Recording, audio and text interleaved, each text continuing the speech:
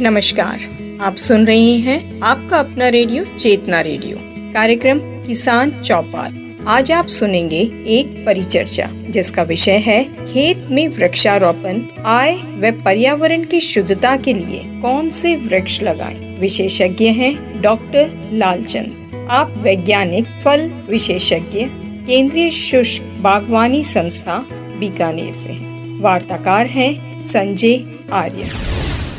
नमस्कार, चेतना radio 90.4 FM के किसान चौपाल कार्यक्रम में सुनने वाले सभी श्रोताओं का हार्दिक अभिनंदन। आज हमारे साथ हैं डॉक्टर लालचंद। आप वैज्ञानिक हैं, फल विज्ञान विषय के केंद्रीय शुष्क बागवानी संस्थान बीकानेर में पदस्थापित हैं। केंद्रीय शुष्क बागवानी संस्थान ICAR कृषि एवं किसान कल्याण मंत्रालय भारत सरकार का संस्थान है। आपका इस कार्यक्रम में स्वागत है सर। नमस्कार सर। सर, मैं सबसे पहले आपसे यह जानना चाहता हूँ, बहुत से ऐसे किसान हैं जो अपनी किसानी के साथ में पौधों को भी उगाना चाहते हैं। कुछ मकसद आय है और कुछ मकसद हमारे पर्यावरण को शुद्ध रखना है। हमारे क्षेत्र में किस तरह से किसान वृक्षारोपण को अपनी आजीविका का साधन बना सकता है और उसे अपने खेत में किस किस तरह के वृक्ष उगाने चाहिए, इस संबंध में आप हमारे किसानों का मार्गदर्शन करें। किसान भाइयों नमस्कार। हमारा जो संस्थान है वो शुष्क क्षेत्र में काम कर रहा है। जो शुष्क क्षेत्र है और अर्धशुष्क क्षेत्र पड़ता है राजस्थान और पंजाब और हरियाणा रीजन का। और इस रीजन में अलग अलग तरह की टाइपोलॉजी है, जिसमें कैनाल इरिगेटेड एरिया जो नहरी सिंचित क्षेत्र है उसके लिए कुछ अलग स्पीशीज़ रिकमेंड करते हैं। जो क्षेत्र ट्यूबवेल इरिगेटेड है वहाँ के लिए अलग स्पीशीज़ है। उन स्पीशीज़ का जो क्षारीय सोइल में होने वाली उनके गुण होते हैं। और तीसरा है जो बिल्कुल वर्षा आधारित खेती पर निर्भर है किसान। जो क्षेत्र नहरी क्षेत्र का आता है वहाँ पे हम बागवानी फसलें ले सकते हैं, फलदार पेड़। उनके साथ साथ हम टिम्बर स्पीशीज़ ले सकते हैं। कुछ फास्ट ग्रोइंग स्पीशीज़ है जो प्लाईवुड इंडस्ट्री में काम आती है। तो इनमें फलदार वृक्षों में अगर हम बात करें नहरी क्षेत्र में, इसमें सिट्रस की स्पीशीज़ है, जैसे स्वीट ऑरेंज है, संतरा, मैंड्रीन है, उसके साथ साथ नींबू है। और कुछ क्षेत्र है जहाँ अमरूद भी अच्छी तरह से किया जा सकता है। उसके साथ साथ बेर है, खजूर है। और कुछ क्षेत्र जहाँ पे पाले की समस्या नहीं है वहाँ हम आंवला भी ले सकते हैं। और जो कैनाल के अलावा ट्यूबवेल सिंचित क्षेत्र है उस क्षेत्र में हम बात करें फलदार वृक्षों की, तो उसमें हम बेर ले सकते हैं, आंवला है, बेलपत्र है, करौंदा है। ये ऐसी स्पीशीज़ है जो उच्च pH मान को सहन कर सकती है, सहनशील है, तो इनको हम ले सकते हैं। उसके साथ साथ हम खजूर की खेती कर सकते हैं। खजूर भी हाई pH मान को सहनशील है।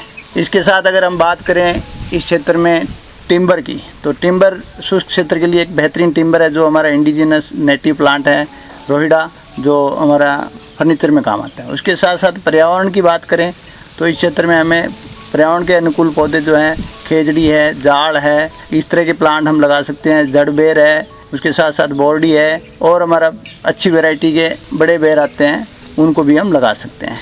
इसी तरह अगर हम वर्षा आधारित क्षेत्र में अगर लगाना चाहें तो खेजड़ी है, रोइडा है, जिनको हम रोइडा के साथ साथ जाल है, जिनको हम मानसून के आगमन के साथ ही हम इनकी प्लांटिंग कर दें तो एक सीजन हमें केयर करने की ज़रूरत होती है। उसके बाद प्लांट अपने आप अच्छे से सर्वाइव कर लेता है। तो ये वर्षा आधारित क्षेत्र के लिए है।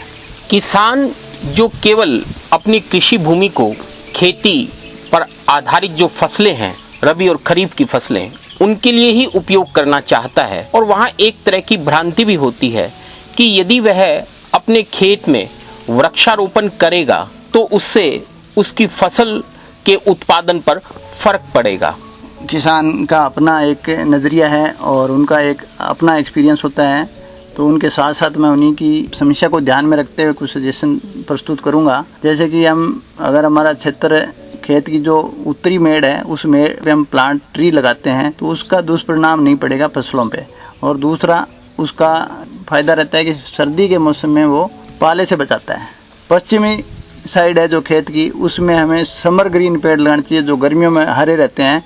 और वो पेड़ लगाने से क्या है कि हमें गर्म हवाओं से हमें बचाव होगा और खेत का एक माइक्रो क्लाइमेट है वो बदलेगा। उससे हम दूसरी हमारी पानी की रिक्वायरमेंट भी कम होगी, खेत का जो माइक्रो क्लाइमेट है वो बदलेगा, भूमि की उर्वरा शक्ति बढ़ेगी। उसके साथ साथ हमारा एक बहुत बेहतरीन मॉडल है खेजड़ी आधारित पारिवारिक वानिकी, ट्रेडिशनल वानिकी। तो उसमें हम खेजड़ी एक ऐसा वृक्ष है जिसके नीचे वो फसल को ज़्यादा स्प्रेस नहीं करता है, कैंपेनियन क्रॉप की तरह लेता है। नीचे जो अंडरस्टोरी क्रॉप होती है, जो हमारी एनुअल फसलें होती है, उन पे ज़्यादा दुष्प्रभाव खेजड़ी का नहीं होता है। उसके साथ साथ खेजड़ी से जो जितना भी उसका लूंग बोलते हैं, जो पत्ते गिरते हैं, उनका डिकम्पोजिशन रेट इतना अच्छा है, फास्ट है, भूमि की उर्वरा शक्ति को बढ़ाता है वो।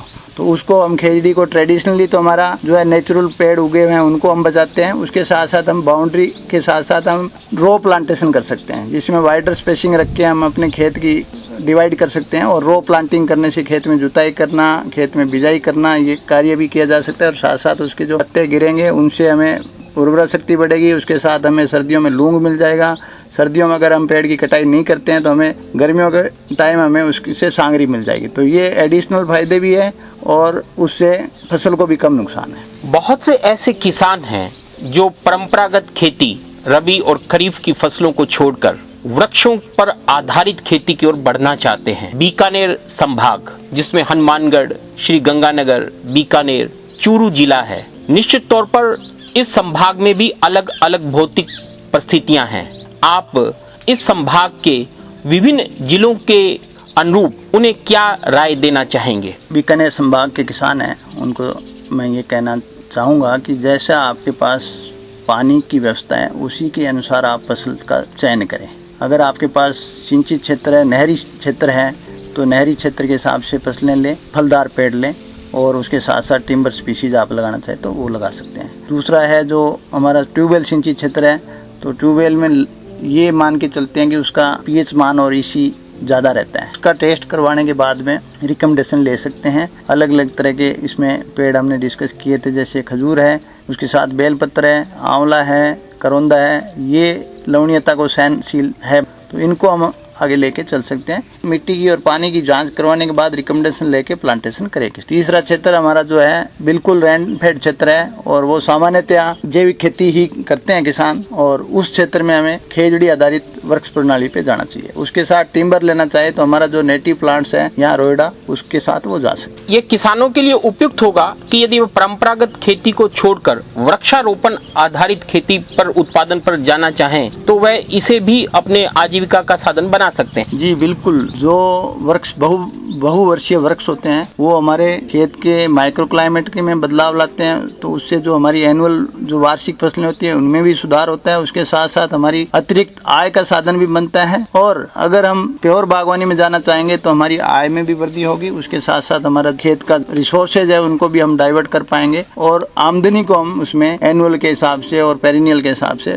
बैलेंस कर पाएंगे। एक खेत की किसानी से निकलते हुए महिलाओं का भी खेती में बड़ा योगदान रहता है। और यदि मैं शहरी क्षेत्र की बात करूं तो वहां किचन गार्डन की बात आती है। एक किसान भी अपने घर में अपनी आवश्यकता के अनुरूप अपनी दैनिक उपभोग के लिए भी कुछ फल और सब्जियां उगा सकता है। आप इस संबंध में उन्हें क्या राय देना चाहेंगे? सब्जियां जो हमारे दैनिक जीवन में हम उपयोग में लेते हैं सीजनल होती है और सीजन के हिसाब से हमें कुछ बेल वाली सब्जियां होती है जिनको हम किचन गार्डनिंग में अडॉप्ट कर सकते हैं। कुछ हमारी जो दलहन वाली सब्जियां हैं जैसे ग्वारफली है उसका हम ले सकते हैं। उसके साथ साथ जैसे टिंडा है, भिंडी है, लौकी है, तुरई है, ये सब्जियां मतलब किचन गार्डन के लिए उपयुक्त है, उनको हम ले सकते हैं। किसान यदि इन सब तकनीकों को अपनाता है तो निश्चित तौर पर एक आत्मनिर्भर किसान एक आत्मनिर्भर देश का निर्माण करता है। डॉक्टर लालचंद साहब ने हमारे किसान भाइयों को बहुत महत्वपूर्ण जानकारियां बागवानी के संबंध में दी। डॉक्टर लालचंद साहब वैज्ञानिक फल विज्ञान केंद्रीय शुष्क बागवानी संस्थान बीकानेर का मैं हार्दिक आभार करता हूं कि उन्होंने हमारे श्रोताओं को इतनी महत्वपूर्ण जानकारी साझा की। आप इस तरह की जानकारियां समय समय पर साझा करते रहेंगे, इस आशा के साथ पुनः आभार।